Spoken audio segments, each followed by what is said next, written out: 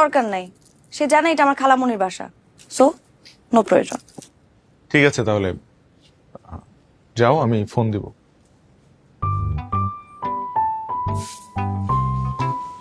কি মামা, phone number নিয়ে আসছিস?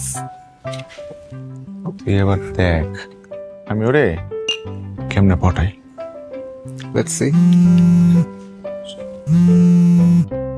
হ্যালো মা, কই তুই বাবা? আমি তো লিমনের বাসায়। একটা খবর আছে রে, মেয়েটা তো বিয়েতে রাজি হয়েছে। হ্যাঁ? কেন? কেন মানে, তোকে ওদের সবার খুব পছন্দ হয়েছে। তুই তাড়াতাড়ি বাসায় আয়, তোর বাবা তোর সাথে বিয়ের প্ল্যান করার জন্য বসে আছে। ঠিক আছে। মেয়ে তো বিয়েতে রাজি হয়ে গেছে। এই তুই কাল ফোন ধরিসনি কেন? আরে কালকে তো আমি তোর ভাইদের সামনে ছিলাম, আর তখনই তো তোর ফোন আসলো।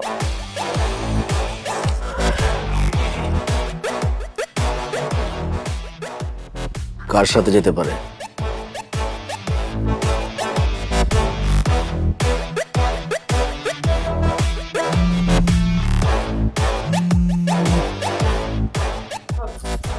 কার ফোন?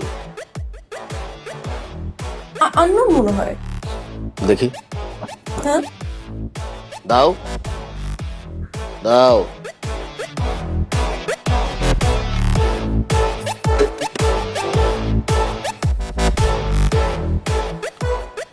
ভাই ভেঙে গেছে।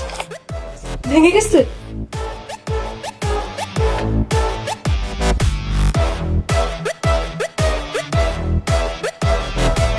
সকালে মোবাইল ঠিক করেই সাথে সাথে তোকে ফোন দিলাম। আর আমি যে কি ঝামেলায় পড়ছিলাম ভাবছি। শোন না, তোকে তো একটা কথাই বলা হয়নি। আবার কি কথা? আমার না বিয়ে ঠিক হয়ে গেছে। বলিস কি? আর আমি জানি না। আরে হুট করে।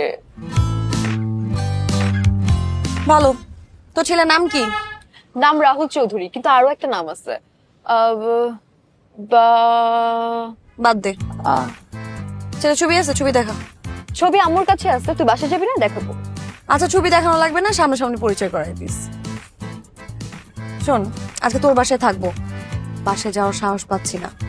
আমি তো ভাবতেছি কালকে বাসা যাওয়ার পরে কি না কি হয়। আচ্ছা ওরা একবারই রাজি হয়ে গেল? রাজি মানে কি রাজি?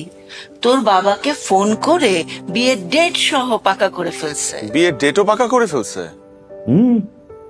আগামী মাসের 7 তারিখ। এবার যেন সবকিছু ভালো ভালো হয়ে যায়।